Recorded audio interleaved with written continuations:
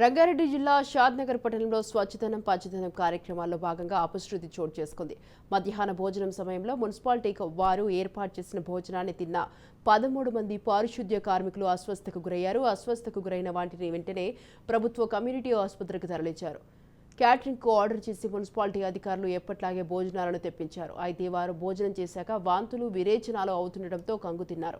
స్థానిక CPM CITU నాయకులు సంఘటన స్థలానికి చేరుకొని కార్మికులను ప్రభుత్వ కమ్యూనిటీ హాస్పిటల్లో చేర్చారు.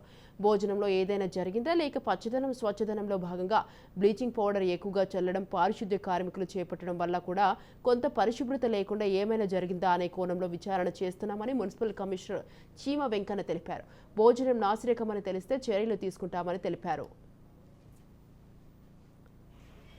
ఏ కార్యక్రమం ప్రత్యేక డ్రైవ్లు జరిగినట్లయితే మున్సిపల్ సిబ్బందికి ఎక్కడ ఇబ్బంది కాకుండా వారికి భోజనం మేమే అరేంజ్ చేస్తాం. ఆ అరేంజ్ చేసే భోజనం గత 15 సంవత్సరాల నుంచి ఎవరైతే సప్లై చేస్తున్నారో ఆ కాంట్రాక్టర్తోనే పెట్టించాము.